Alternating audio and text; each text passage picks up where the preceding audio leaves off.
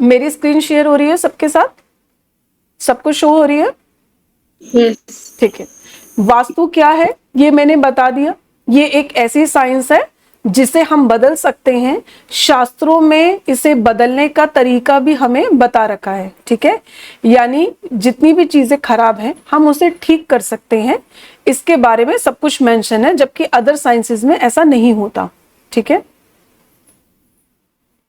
इसके बाद मैंने ये भी बता दिया कि वास्तु की उत्पत्ति क्या हुई, है ना। इसको वास्तु ही क्यों कहा गया, क्योंकि वस्त शब्द से हुई, जिसका मतलब है निवास, यानी रहने लायक स्थान और एक आदर्श जीवन जो आपका अच्छा जीवन जीने में मदद करता है।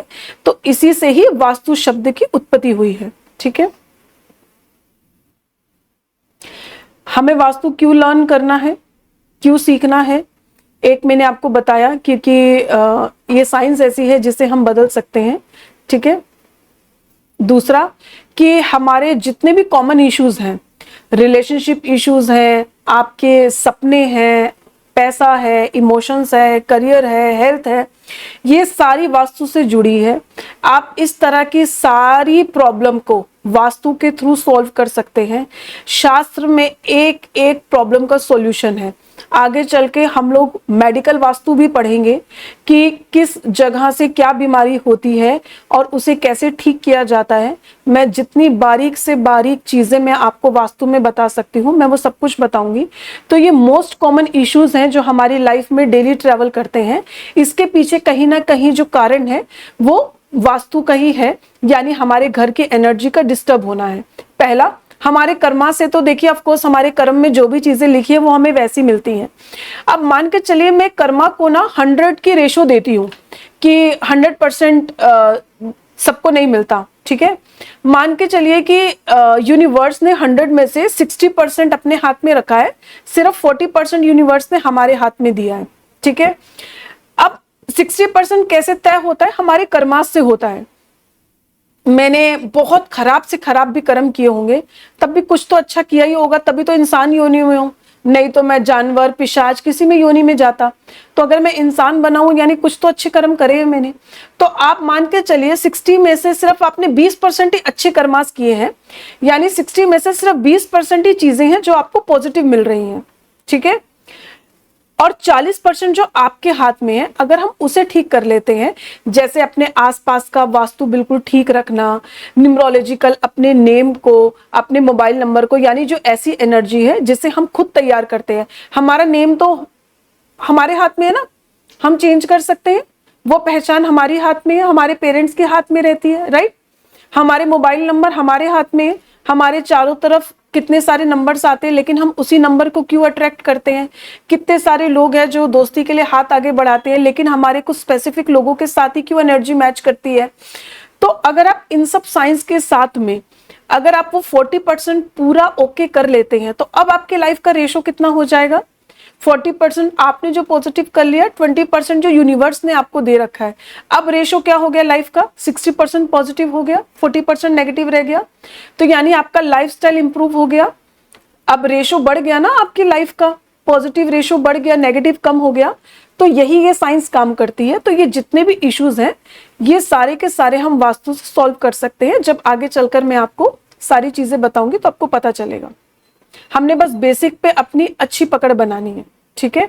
जैसे आपकी जो भी प्रॉफिट है बिजनेस में, वो वास्तु की वजह से बहुत उसमें उतार चढ़ाव आते हैं। जैसे साउथ ईस्ट जोन अगर हमारे घर का डिस्टर्ब हो जाए तो हमारे बिजनेस बहुत सफर करता है, ठीक है। आपका मनी गेन है, इसका जोन हमारे घर पे है। नॉर्थ अगर आपका अच्छा है, साउथ ईस्ट अच्छा है, तो आपको मनी गेन जरूर होंगे।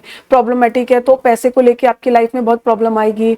पॉपुलैरिटी है, रिलेशनशिप्स हैं, हमारी अच्छी हेल्थ है, हमारी ड्रीम फुलफिलमेंट है, ये सारी की सारी चीजें जो है हम वास्तु से सॉल्व कर सकते हैं। हम वास्तु में अब किस तरह का वास्तु पढ़ेंगे, ठीक है। एक होता है वैदिक वास्तु, जिसमें देवता वास्तु भी शामिल होता है और शास्त्रों द्वारा दी गई रेमेडीज होती हैं। जैसे अभी जो मैंने आपके साथ स्टोरी शेयर करी, ये सब वैदिक वास्तु का पार्ट है। इसके बाद है आधुनिक वास्तु, यानी जिसे मॉडर्न वास्तु कहते हैं। ये वो वास्तु है जो आज की स्थिति के हिसाब से बनाया गया, क्योंकि देखिए जब शास्त्रों में वास्तु लिखा गया था उस समय नहीं पता था कि यहाँ पर ऐसे हाई राइज बिल्डिंग बन जाएंगी, है ना, इतने बड़े बड़े टावर खड़े हो जाएंगे और इस तरह से 6-6 फ्लैट्स रहेंगे एक एक फ्लोर के अंदर, इस तरह की चीजें मेंशन नहीं थी। तो शास्त्र में तो जो वास्तु लिखा गया था वो पुराने जमाने के हिसाब से लिखा गया था, तो उसे वैदिक वास्तु कहते हैं। उसके बाद उसमें बहुत सारी चीजें चेंज की गई आज के जमाने के हिसाब से, जिसे हम मॉडर्न वास्तु कहते हैं, जिसमें आज के सिस्टम के हिसाब से कई चीजें डाली गई और रेमेडीज भी उसी तरह की एड ऑन की गई। उसके बाद आता है देवता वास्तु, जिसमें हम पूरी 81 पद पढ़ेंगे, यानी किस तरह से वास्तु पुरुष की बॉडी पर कैसे कैसे देवताओं ने वास किया है, ये सारी चीजें इसके अंदर कवर होंगी। फिर है यंत्र वास्तु, यानी यंत्रों का कैसे उपयोग किया जाता है एनर्जीज को शिफ्ट करने के लिए या फिर एनर्जीज को हाई करने के लिए। और तंत्र वास्तु भी, जैसे कई जड़ी बूटियां हैं जिनका इस्तेमाल किया जाता है तंत्र में भी, और उसी का इस्तेमाल किया जाता है एनर्जीज को कंट्रोल करने के लिए भी। जैसे हमारे घर पे देवता और दानव दोनों का ही वास रहता है, नेगेटिव पॉजिटिव एनर्जीज दोनों रहती हैं, तो नेगेटिव एनर्जीज को तंत्र के थ्रू और पॉजिटिव एनर्जीज को यंत्र के थ्रू कंट्रोल किया जाता है। तो ये सारी की सारी चीजें जो हैं वो इस कोर्स में पूरी कवर होंगी और विद डिटेल, ठीक है। अब इसके बाद क्या है, वास्तु का सबसे पहला नियम जिसे आपने मानना है क्या है, स्थान काल और पात्र। कहने का मतलब कि हर एक चीज फिक्स्ड तरीके से नहीं चलेगी, फ्लेक्सिबल होना पड़ता है हमें। क्यों होना पड़ता है? क्योंकि स्थान काल और पात्र से चीजें बदल जाती हैं। इसे मैं एग्जाम्पल के तौर पर समझाती हूं। मान के चलिए आप एस्ट्रोलॉजर हैं और आपके पास किसी व्यक्ति की कुंडली आ गई और उस कुंडली में लव मैरिज का योग बन रहा है, ठीक है। अब अगर कोई व्यक्ति शहर में रह रहा है और ये कुंडली जब आप पढ़ रहे हैं तो आप उसे आराम से कह सकते हैं कि आपकी कुंडली में लव मैरिज का योग बन रहा है, तो आपकी क्या लव मैरिज हुई है या फिर आप प्रेम विवाह कर सकते हैं। वहां पर ये चीज एप्लीकेबल हो जाएगी। क्यों? क्योंकि शहरों में ये ट्रेंड भी है और शहरों में इस तरह की चीजों को फॉलो किया जाता है, तो ये कोई बड़ी बात नहीं है। लेकिन यही कुंडली आपके पास किसी ऐसे गांव कस्बे के व्यक्ति की आ गई है जिसके घर में ना लड़का लड़की को दिखाया भी नहीं जाता, दोनों एक दूसरे की तस्वीर भी नहीं देखते, या फिर बचपन में बाल विवाह ही कर दिया जाता है, या फिर आप बस माता पिता एक दूसरे को देखते हैं, पसंद करते हैं और विवाह कर देते हैं। आप पहली बार अपनी शादी के बाद ही आप अपनी पत्नी या पति को देखती हैं, ठीक है। कई सारी ऐसी जगह है जहां पर आज भी इस तरह के कल्चर को फॉलो किया जाता है। अगर आप वहां पर ये प्रिडिक्शन देंगे कि आपकी जो है ना लव मैरिज होगी या प्रेम विवाह के संबंध बन रहे हैं या योग बन रहे हैं, तो क्या वहां पे ये प्रिडिक्शन एक्यूरेट बैठेगी? नहीं बैठेगी। क्यों नहीं बैठेगी? क्योंकि स्थान काल और पात्र बदल गया। यानी वो व्यक्ति जो शहर में रह रहा है और वो व्यक्ति जो गांव में रह रहा है, दोनों की परवरिश में या दोनों के आसपास जो समाज है उसमें फर्क आ गया। दूसरा कि हम किस जगह से बिलोंग करते हैं, यानी कहाँ पे क्या कल्चर है। अब यही अगर आप ये प्रेडिक्शन किसी फॉरेन के व्यक्ति के ऊपर लगाएंगे तो वो कहेंगे हमारे यहाँ तो सबकी लव मैरिज होती है ना। तो जैसे जैसे स्थान बदला, जैसे जैसे समय बदला और जैसे जैसे व्यक्ति बदला, प्रिडिक्शन चेंज होती चली गई। यानी कि यही जब सतयुग का टाइम था तब भी तो कुंडलियां होती थी, तब भी तो वही प्लैनेट्स थे, तब भी तो लव मैरिज का योग बनता होगा, लेकिन तब वो नहीं होती थी, ठीक है। लेकिन जब युग बदले तो लोगों ने अपनी सोच बदली, लव मैरिज को एक्सेप्ट करना स्टार्ट किया, तो लव मैरिजेस होने लग गई, राइट। तो प्रिडिक्शन कैसे चेंज हुई? जब काल बदला, यानी जब समय बदला तो प्रिडिक्शन भी चेंज होने लग गई। तो इसी तरह से वास्तु में भी कई प्रिडिक्शंस होती हैं। जैसे आपको हमेशा फ्लैट एरिया में रहना होता है, लेकिन अब मान के चलिए कि अगर आप किसी ऐसे एरिया में रहते हैं जो ऑलरेडी पहाड़ों को काट काट के ही बनाया गया है ना, अब वहां पर तो कोई रूल अप्लाई नहीं होता। जैसे कि हम हमेशा कहते हैं कि जो नॉर्थ वाली जो साइड है, यानी उत्तर और पूर्व दिशा जो है वो हमेशा नीचे होनी चाहिए और दक्षिण और पश्चिम दिशा हमेशा ऊपर होनी चाहिए। लेकिन जिस समय आप पहाड़ों में रह रहे हैं वहां पर ये चीज एप्लीकेबल नहीं होगी। क्यों नहीं होगी?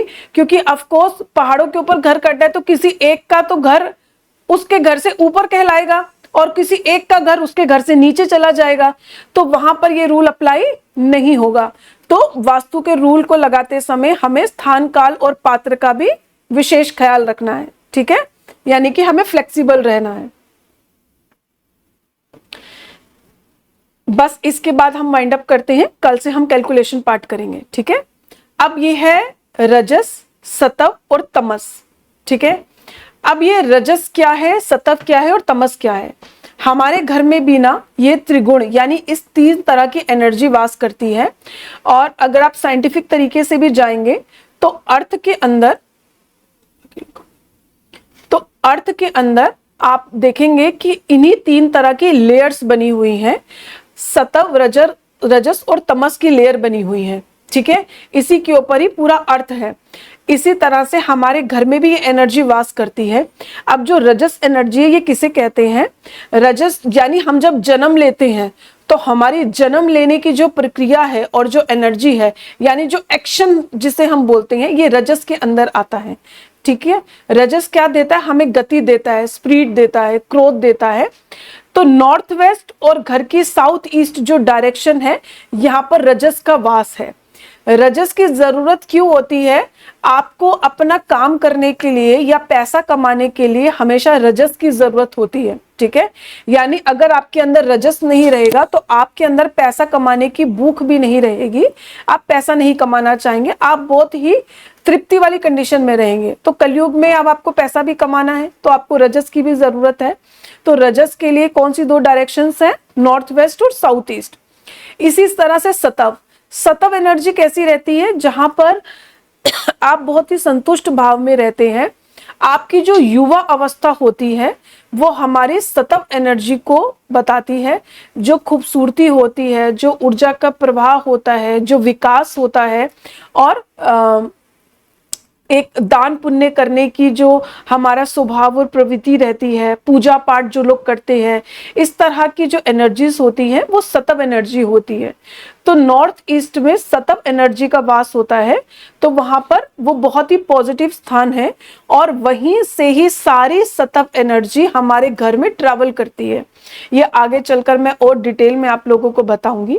और तमस किसे कहते हैं, तमस यानी डेथ, लेजीनेस, ठीक है, स्थिरता, यानी कोई चीज पे हम आकर स्टेबल हो जाते हैं, हमारे अंदर फ्लेक्सिबिलिटी नहीं है, बेरोजगारी हो गई, किसी भी तरह का नुकसान हो गया, ये सब तमस से जुड़ा है। और तमस कहाँ पे वास करता है, साउथ वेस्ट में वास करता है, ठीक है। अब तमस मतलब जो दैत्यों की एनर्जी होती है ना, जो भोग विलास वाली एनर्जी होती है, उसको तमस कहते हैं। तो जिस तरह के घरों में ज्यादा नॉनवेज पकता है या फिर ज्यादा भोग विलास वाली सोच रहती है, पैसों को बहुत वैल्यू दी जाती है, इंसान को इंसान नहीं समझते, बहुत बीमारियां होती हैं, बहुत लड़ाई झगड़े होते हैं, तो उस तरह की जहाँ सेल्फिश लोग रहते हैं, एक दूसरे की परवाह नहीं करते, तो उस तरह के घरों में तमस एनर्जी बहुत ज्यादा होती है, ठीक है। और जिस घर में लोग बड़े सात्विक जीवन जीते हैं, लोगों का दुख नहीं देख पाते हैं, है ना, और बहुत पूजा पाठ करते हैं, उस तरह के घर में सतव एनर्जी ज्यादा वास करती है। और रजस यानी कि जो दोनों तरह के लोग हैं, यानी जो अपना काम भी कर रहे हैं, सुबह शाम अपना नित्य नेम भी कर रहे हैं, ठीक है, वो लोग रजस उनके घर में ज्यादा वास करता है। यानी पैसा भी है, समय समय पर धर्म कर्म भी है, पूजा पाठ भी है, तो उसे हम रजस कहते हैं। सतव और तमस के बीच में रजस वास करता है। एनर्जी का फ्लो कैसे चलता है, नॉर्थ ईस्ट में सतव होता है, नॉर्थ ईस्ट से एनर्जी का फ्लो चलता है और चलते चलते ये नॉर्थ वेस्ट और साउथ ईस्ट यानी रजस को टच करता है और फिर वहां से साउथ वेस्ट तक यानी तमस तक पहुंचता है, ठीक है। तो अगर आपके घर में एनर्जी का फ्लो बिल्कुल ठीक तरीके से रहता है तो सात्विक एनर्जी के साथ आपके घर में रजस एनर्जी भी तैयार होती है, यानी आपको फाइनेंशियली कोई इश्यूज नहीं आते, आप बहुत एनर्जेटिक रहते हैं, एक्शन ओरिएंटेड होते हैं। और उसके बाद ये तमस तक पहुंचती है और आपके घर में तमस को दबा कर रखती है। सतव एनर्जी ही है यानी पॉजिटिव एनर्जी ही है जो नेगेटिव एनर्जी को दबा कर रखती है। इसीलिए तमस एनर्जी वाले एरिया को भारी करने को कहा जाता है ताकि तमस एनर्जी दब जाए।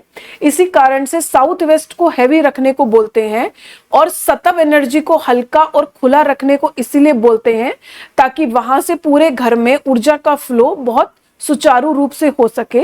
तो नॉर्थ ईस्ट में सतव एनर्जी वास करती है जहां से पूरे घर में पॉजिटिव एनर्जीज जाती हैं। क्लियर है? यहां तक किसी को कोई डाउट है तो पूछ लो।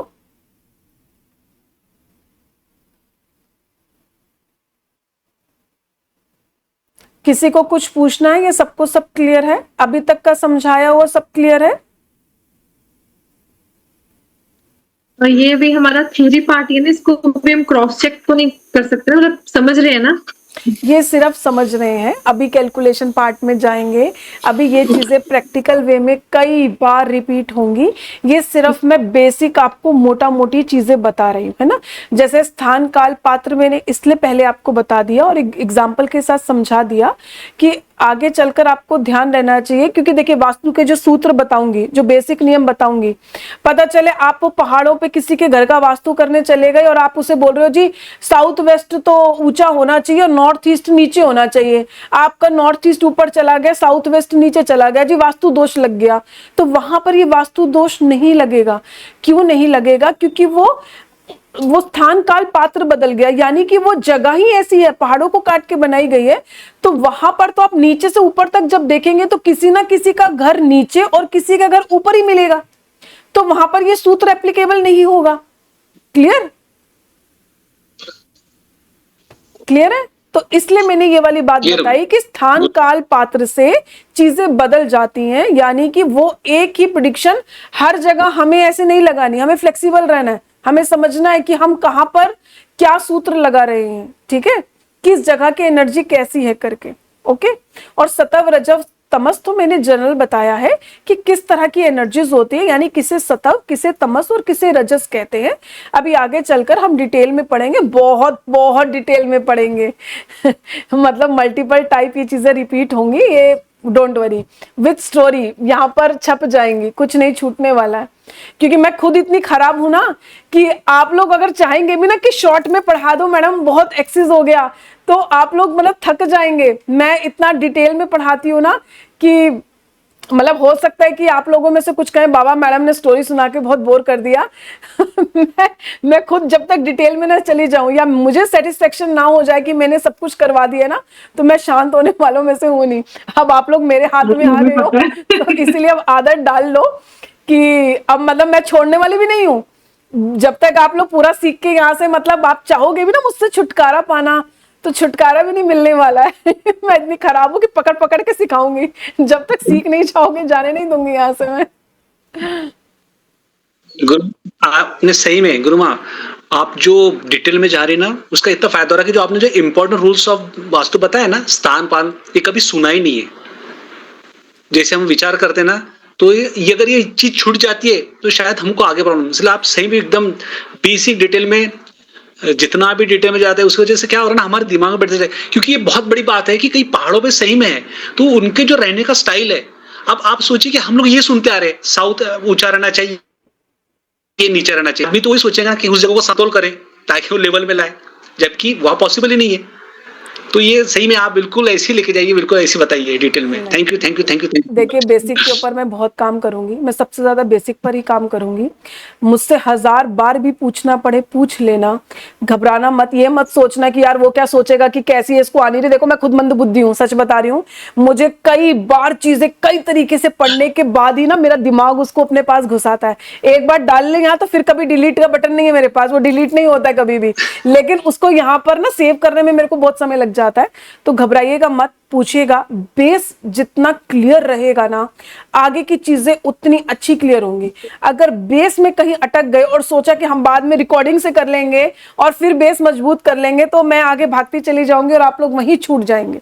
और मैं चाहती हूँ कि जिस दिन मैं ये कोर्स फिनिश करूँ ना, मैं हाथ खड़े करूँ, बोलूँ कि मेरी तरफ से आज ये कोर्स कंप्लीट है, तो मेरे सारे स्टूडेंट मुझे सेम पेज पर चाहिए। ना कोई इंटेलिजेंट चाहिए, ना कोई मुझे नीचे चाहिए, सारे 100 आउट ऑफ 100 चाहिए मेरे को, है ना। वो 90 99 भी मैं एक्सेप्ट नहीं करती हूँ मुझे ये भी ना कि नहीं इसने 80% कर लिया, इसने 90 कर लिया, ओके नहीं, 100 मतलब मुझे 100% सारे ही चाहिए, है ना।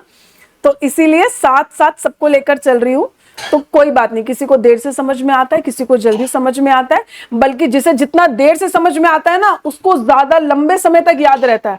तो इसलिए मान के चलना, जितने क्वेश्चन पूछोगे और जितने नालायक स्टूडेंट बनकर बैठोगे ना, उतना ही ज्यादा सीख लोगे, ठीक है। तो इसीलिए बिल्कुल ऐसे ही रहना।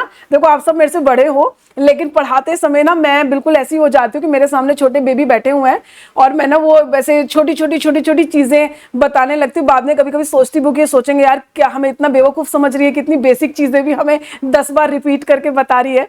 लेकिन ये मेरा पर्सनल नेचर है ना, तो इसलिए इस चीज के साथ थोड़ा कोऑपरेट कर लेना। फिर आई होप सबको समझ मैं चुका है। पूछना चाहती तो हमेशा गुरु हमेशा बड़ा ही होता है, वो उम्र से नहीं होता है। बराबर। नहीं देखिए मैं बहुत एक साधारण से इंसान हूँ, इतने बड़े पद को तो मैं नहीं संभाल पाऊंगी, पर हाँ कोशिश करूंगी कि जिस पद पर बैठी हूँ जस्टिफाई कर पाऊँ। हाँ, मेरा एक क्वेश्चन ये है कि जैसे अभी आपने ये रजस, सत्व और तमस जी पढ़ाया, आपने बिल्कुल। है ना? हाँ 1 मिनट पंडित जी, 1 मिनट बस, बोलो मानसी। तो ये हमारे इसमें आपने जोन भी बताया कि रजस में north west and south east है, सत्व में नॉर्थ ईस्ट है और तमस में साउथ वेस्ट है, ठीक है ना? तो अब हम इसको आगे हम इसको पढ़ेंगे। मेरा एक जो डाउट ये है कि ये जो इससे रिलेटेड चीजें बताई हैं, जैसे तमस में डेथ है, लेजीनेस है, स्टिल लॉसेस, अनएम्प्लॉयमेंट है, तो इसको हम मतलब ये साउथ वेस्ट जोन को हम इन चीजों में हम वो गिने कि इसमें ये चीजें होती हैं? नहीं, ये मैंने इसलिए बताया कि साउथ वेस्ट में तमस का वास होता है। क्यों होता है, जब मैं आप लोगों को देवता वास्तु पढ़ाऊंगी तो आपको पता चलेगा। जैसे राहु यहाँ पर बैठे हैं, हमारे पितृ यानी जो मृत्यु को प्राप्त हो चुके हैं, जो हमारे पूर्वज हैं, वो यहाँ पर बैठे हैं। तो इसीलिए इस जगह को मृत्यु से जोड़ा गया, यानी ये तमस को जोड़ा गया है। और साउथ वेस्ट को इसलिए बताया गया क्योंकि तमस का वास साउथ वेस्ट में होता है, ठीक है। और नॉर्थ ईस्ट को सतव एनर्जी से जोड़ा गया क्योंकि नॉर्थ ईस्ट में सतव का वास होता है। क्यों होता है ये अभी आगे चलकर मैं एक साइकिल पढ़ाऊंगी और उससे मैं ये सब कुछ डिटेल में बताऊंगी, ठीक है। वो सिर्फ सतव, रजस और तमस की एनर्जी को समझाने के लिए था, ठीक है। और वो मैंने आपको एक एक्स्ट्रा एड ऑन जोड़ दिया, बता दिया कि हम रजस की अगर बात करें तो घर के नॉर्थ वेस्ट और साउथ ईस्ट डायरेक्शन में रजस का वास होता है। यानी अगर आपके घर में कोई एक्शन नहीं ले पा रहा है, लाइफ में कुछ कर नहीं पा रहा है ना, तो हमें अपने घर के नॉर्थ वेस्ट और साउथ ईस्ट को देखना है। अगर घर में कोई सात्विक तरीके से नहीं रह रहा, इंसानियत नाम की कोई चीज नहीं है ना, कोई पूजा पाठ नहीं करता, नास्तिक है, तो इसका मतलब कि घर में सतव एनर्जी यानी नॉर्थ ईस्ट डिस्टर्ब हो रहा है। और इसी तरह से अगर हमारे घर में कोई नेगेटिव एनर्जी का वास ज्यादा हो रहा है, जैसे मैंने बताया घर में कलह कलेश बहुत हो रहे हैं, तो इट मींस कहीं ना कहीं हमारे घर में साउथ वेस्ट को देखना है, यानी तमस की एनर्जी ज्यादा हो गई। जी आपने बिल्कुल सही स्टोरी सुनाई थी जो आपने बताया था अंदर जी को, वासु जी को। ये बहुत ही मतलब एकदम क्लियर स्टोरी आपकी। और एक ऐसी स्टोरी है रक्तबीज दी गई, उनका भी वध माँ काली ने किया था, जिसकी वजह से उनका रूप काली बना था। रक्त बीज का ना, उनकी माँ की बहुत ही सुंदर और प्रतिमा जी, उन्हीं के रक्त पीने से ही माता काली पड़ी थी, इसलिए उनको काली माता बोलने लगी। हाँ रक्तबीज का ये अष्टम अध्याय में शायद 27वें श्लोक में वर्णन है इसका, रक्तबीज व्रत का। तो हो सके तो इसको भी देखिएगा, बहुत ही अच्छी इसकी भी स्टोरी। आपने जो बताया थी ये भी एकदम क्लियर स्टोरी। नहीं बिल्कुल, मैं धन्यवाद आपकी। आप भी धीरे धीरे आप आगे बढ़ते जाएंगे, आप भी हमारा मार्गदर्शन करते जाइएगा, आपसे भी हम ज्ञान लेते रहेंगे। आप पूजा पाठ के कुछ नियम सबको बताते रहिएगा, और बाकी मैं जितनी स्टोरी के साथ कनेक्ट करके बता पाऊंगी बताऊंगी। जहाँ भूल चूक हो जाए आप माफ कर दीजिएगा, बाद में समझा दीजिएगा। तो मैं भी सीखूंगी आपसे, हम लोग ऐसे एक दूसरे को सिखाएंगे और सीखेंगे। तो ठीक है, तो आज की क्लास को फिर यहीं विराम दिया जाए, ठीक है। अब तक सबको क्लियर है, कोई डाउट नहीं है, ठीक है। कल भी क्लास है, ठीक है, सेम टाइम पे। और कल फिर हम आगे चलकर आगे की कैलकुलेशन पार्ट पर हम काम करें, ऐसे ही आगे बढ़ते चले जाएंगे स्टेप बाय स्टेप। तब तक के लिए हर हर महादेव।